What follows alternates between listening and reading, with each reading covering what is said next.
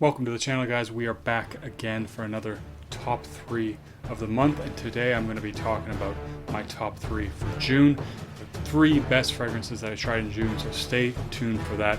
If you like top 10 lists, fragrance reviews, cologne comparisons, and first impressions, hit that subscribe button for more great content.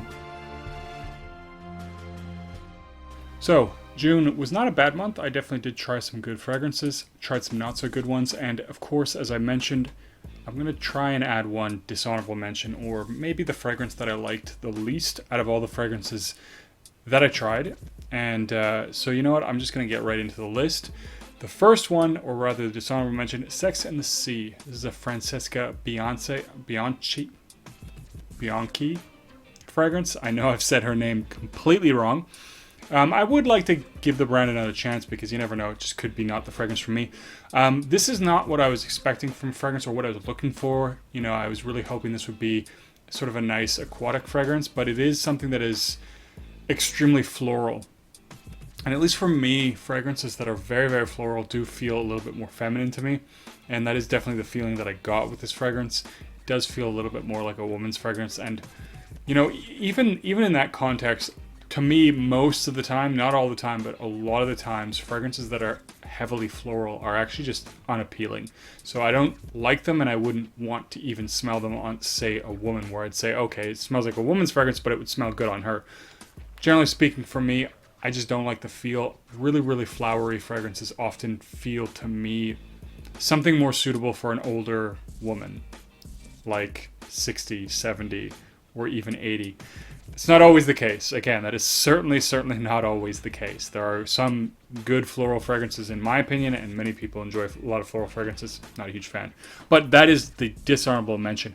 I have actually an honorable mention. The reason it's an honorable mention is because I did try it this month. Really liked it. I want to do a little bit more testing of it. And the other reason, you know, I haven't done a review on it is because I haven't smelled the original. So it is an inspiration. So when I picked up some fragrances from genre, I did try this fragrance, SMS. I think it's the Sun, Moon, and the Stars. And this is a clone of a Tiziana Terenzi. Saying that again wrong, I'm sure. Fragrance, and it's called Wortanen. Probably saying that wrong as well. Like I said, I haven't tried this fragrance, and I actually really don't like much from the house of Tiziana Terenzi. You know, some people might even call them a clone house. All of their fragrances that I've smelled and have heard about are fragrances that do smell like other fragrances. And I recognize that, you know, every house does that.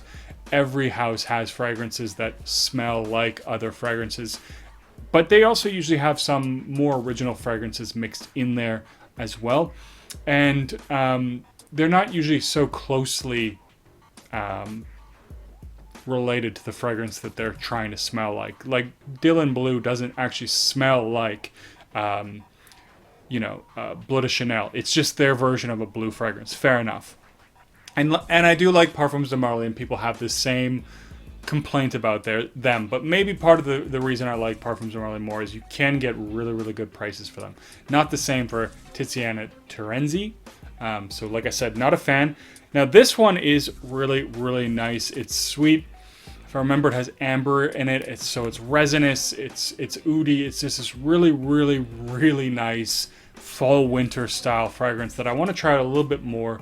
And maybe I'll do a review on it, even though I haven't actually smelled the original, just to talk about what it's like. But absolutely loving this one right now. And I don't know what fragrance, if any, this smells like. So maybe they do have some original fragrances of their own, Tiziana Terenzi, and this could be one of them. But really nice, nicely done. So into the top 3. Gonna jump right into it. First one, Kivinsky. This is from Piotr Czarnecki. Probably didn't butcher his name too poorly there. But Polish guy, he is a one-man show, and so it's awesome that he does that. He does have some good fragrances. I really like Venom of Angel. Was not a big fan of Sheehan, even though that is the most popular fragrance that he has released. Kivinsky is like a tobacco leathery fragrance, and it does have chocolate in it. I know a lot of his fragrances seem to have a little bit of chocolate going for him, and this does have a little hint of chocolate, so it has a little bit of that sweetness. Definitely has a nice leathery feel to it, and I do definitely get that tobacco as well. It doesn't come off, you know, I mean, it comes off a little bit like a bit of a smoky tobacco, so it does actually have a bit of a smoky feel to it, which is really, really nice. It's not the standard sort of pipe tobacco that you find in a lot of fragrances, and of course that can smell nice, but it is nice as well to have something a little bit different too. Did really, really enjoy that one. Seems like it would be a really nice fall fragrance. It wasn't a super beast mode performer from what I recall, so probably better for fall than for winter, but nonetheless a very nice fragrance, unique, original. Has a little bit of a blend of that tobacco leather and a nice little sweetness to go along with it, a little bit of that chocolatey feel. So it is a good one. If you get a chance to try anything from the house, you know, that's a good one. I also like Venom of Angel. Of course, you should try out Sheehan just because it is very, very popular. I do want to try Blue Bayou from the house as well. It is supposed to be really, really good, and it's got blueberries in it, if I recall, but it's never available when I'm ordering samples, unfortunately. So hopefully I'll get a chance. Maybe I'll be in Poland. If you are in Poland, the price for a Piotr Czarnicki fragrance is significantly cheaper than, say, on Lucky Scent. It's like half the actual price. Lucky Scent really, really overcharges way above the actual retail. So do keep that in mind if you either have or know someone in Poland, or you're going to be visiting Poland and you're looking to get some of his fragrances. They're way cheaper, at least last time I checked. Anyways, next one, Gourmand Bakor. So this is another one, of course.